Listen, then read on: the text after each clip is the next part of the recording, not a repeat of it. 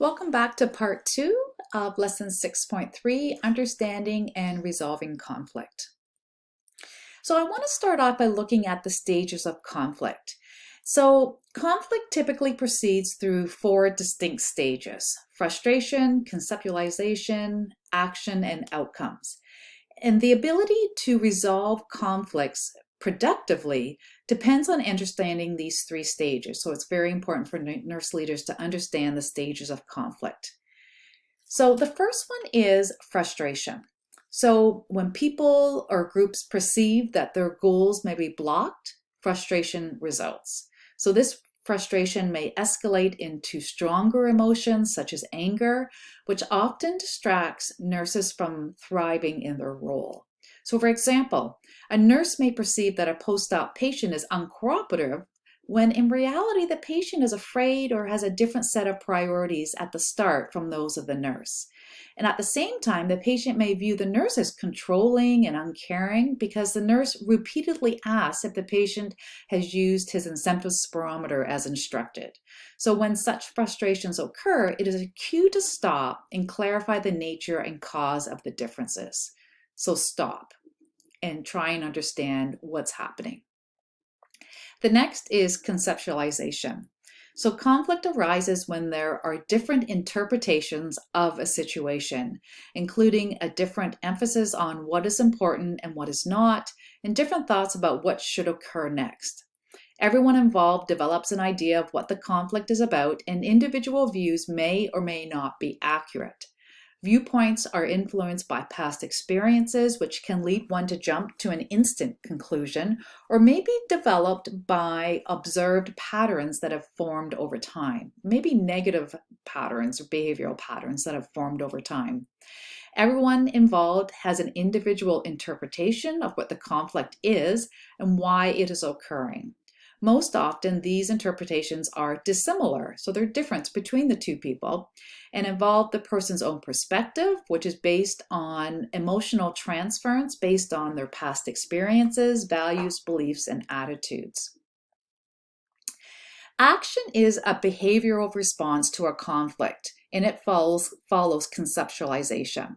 So this may include seeking clarification about how another person views the conflict, collecting additional information that informs the issue, or engaging in dialogue about the issue.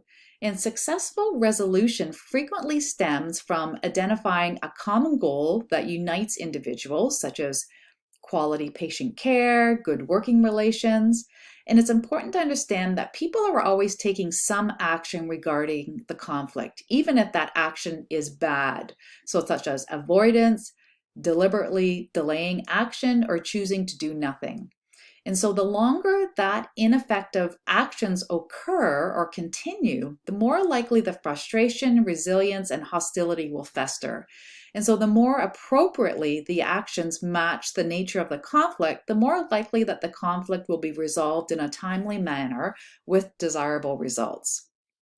And then outcomes are the outcomes of the conflict. So the conflict is either resolved and managed, which results in personal and professional and organizational growth, unification of groups and improved relationships and team functioning, productivity increases. You may have an enhanced nurse commitment and satisfaction. So that's great.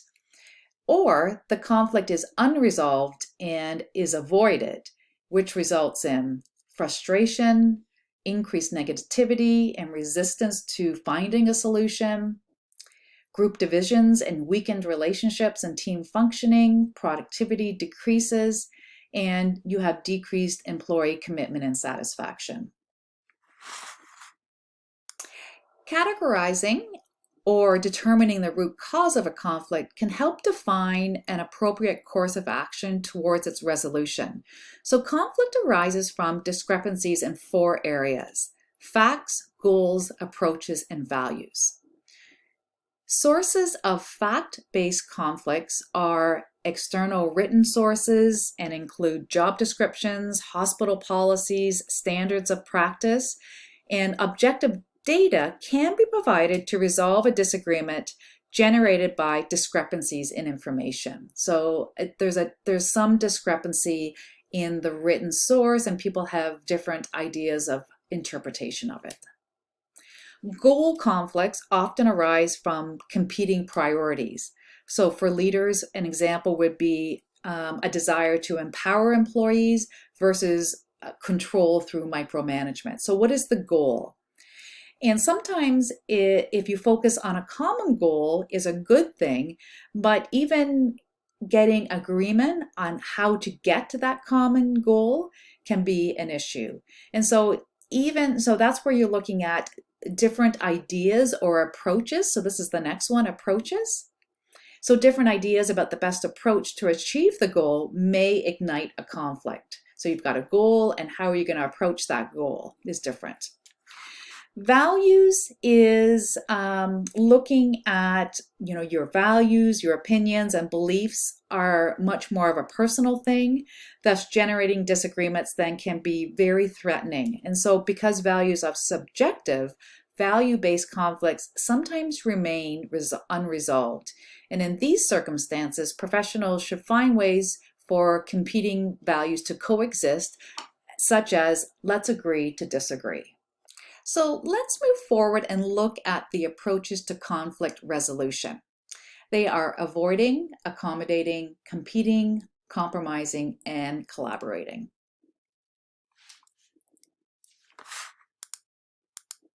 So avoiding. Avoiding can be a fear-based approach to conflict management. So most people do not consciously choose avoidance, but rather from a place of fear, they will subconsciously distract themselves from acknowledging the conflict and the impact it has on themselves and others. It is passive and typically unproductive because people who avoid conflict deny their own needs and goals and also fail to contribute to the goals and needs of others in the process. Avoidance ensures that conflict is postponed or prolonged, which may escalate frustration and discord among team members. But that is not to say that all conflict must be addressed immediately, as some issues require considerable reflection before strategies can be selected and actions taken.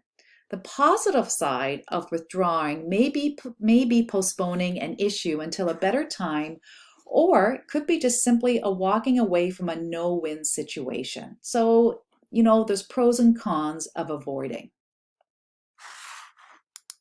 So let's think about I wanted you to do a self-assessment here of avoidance.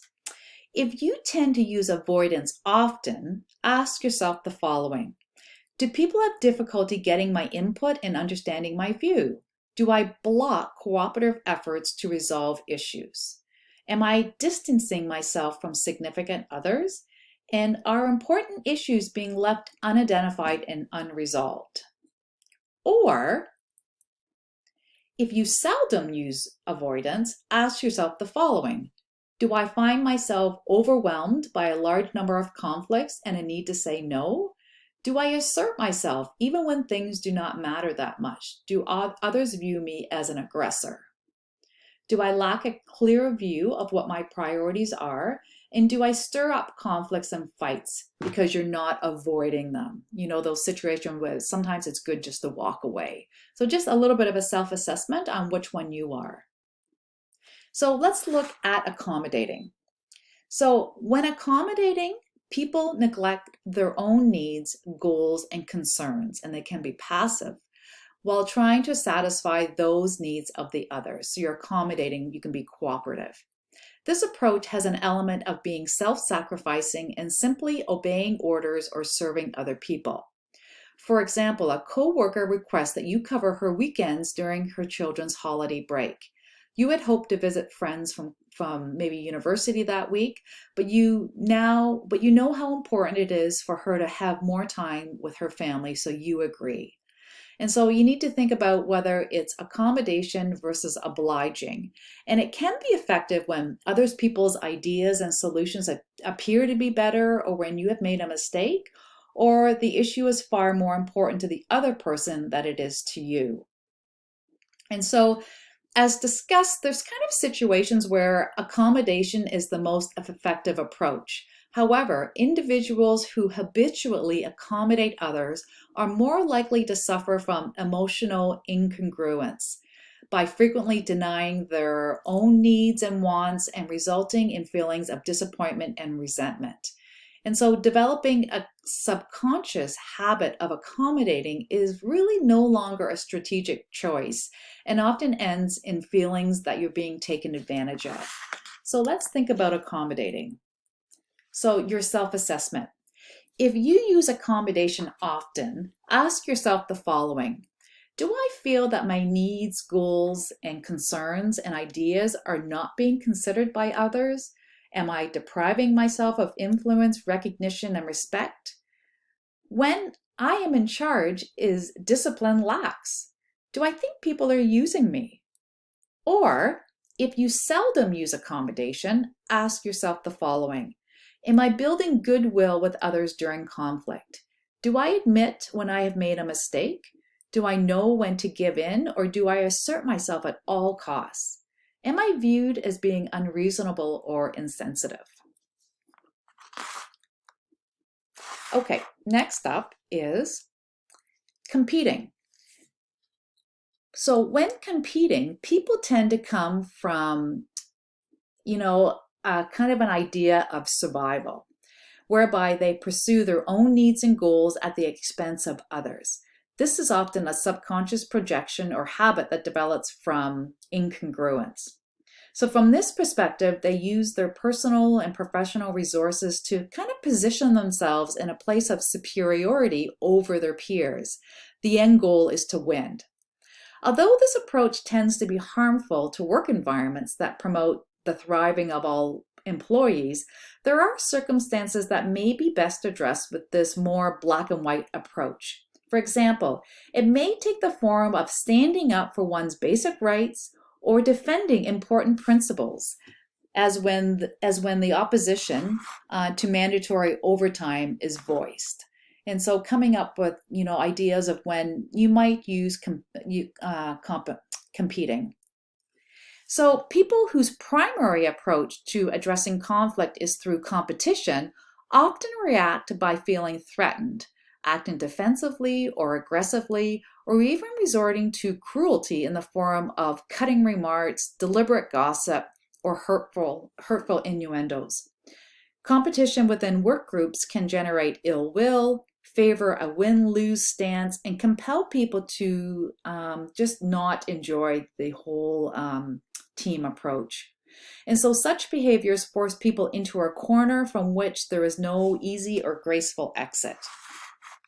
So let's think about competing. If you use competing often, ask yourself the following. Am I surrounded by people who agree with me all the time? Do people avoid confronting me? Are others afraid to share themselves and their needs for growth with me? Am I out to win at all costs? What are others saying about me? Or, if you seldom use competing, ask yourself the following. How often do I avoid taking a strong stand and then feel powerless? Do I avoid taking a stand to escape risk? Am I fearful and unassertive to the point that important decisions are delayed and people suffer? Compromising. Compromising is assertive and cooperative and requires maturity and confidence. Negotiation is a learned skill that is developed over time. A give-and-take relationship results in conflict resolution, with the result that each person can meet his or her most important priorities as much of the time as possible. Compromise is very often the exchange of concessions as it creates middle ground. This is the preferred means of conflict resolution during union negotiations in which each side is appeased to some degree, so you're coming to a middle point. With this approach, nobody gets everything that they think they need, but a sense of energy exists that is necessary to build important relationships and teams, so the ability to compromise. So negotiation and compromise are valued approaches and tend to be the middle ground approach whereby both self and others can be heard and responded to, recognizing that neither party may achieve their ideal outcome. And so compromising is a blend of both assertive and cooperative behaviors, although it calls for less finely honed skills for each behavior than does collaborating. Negotiation, which involves conferring with others to bring about a settlement of differences, Is someone like trading, like something like you can have this if I can have that. So compromise is one of the most effective behaviors used by nurse leaders because it supports the balance of power between themselves and others in the work setting. So self-assessment, negotiation, compromise. If you use negotiation often, ask yourself the following. Do I ignore large important issues while trying to work out creative, practical compromise? Is gamemanship a part of my negotiation? Am I sincerely committed to compromise or negotiated solutions? Or if you seldom use negotiation, ask yourself the following. Do I find it difficult to make concessions? Am I often engaged in strong disagreements, or do I withdraw when I see no way to get out? Do I feel embarrassed, sensitive, self-conscious, or pressured to negotiate, compromise, and bargain? And then collaborating. So collaborating refers to a group of people working together to achieve a common goal whereby the focus is on sharing ideas and experiences to produce the best outcome. Although the most time-consuming approach to conflict resolution, it is the most creative. It is both assertive and cooperative because people work creatively and openly to find a solution that most fully satisfies all important concerns and goals to be achieved. Collaboration involves analyzing situations and defining the conflict at a higher level where shared goals are identified and commitment to working together is generated. When nurses use cooperative conflict leadership approaches, decision-making becomes a collective process in which action plans are mutually understood and implemented. For example, when nurses and physicians work together, they can collaborate by asking, what is the best thing we can do for the patient and family right now? And how does each of us fit into that plan of care to meet their needs? So this requires discussion about the plan, how it will be accomplished, and who will make what contributions towards its achievement and proposed outcomes. So think about collaboration in your self-assessment. If you tend to collaborate often, ask yourself the following. Do I spend valuable group time and energy on issues that do not warrant or deserve it? Do I postpone needed action to get consensus and avoid making key decisions? When I initiate collaboration, do others respond in a genuine way? Do you get a sense that the group has hidden agendas, unspoken hostilities, or manipulation? As opposed to, if you seldom use collaboration, ask yourself the following. Do I ignore opportunities to cooperate, take risks, and creatively confront conflict? Do I tend to be pessimistic, distrusting, withdrawing, or competitive? And am I allowing others in important decisions, eliciting commitment and empowering them? So all things to think about when you are looking at different ways to approach conflict management.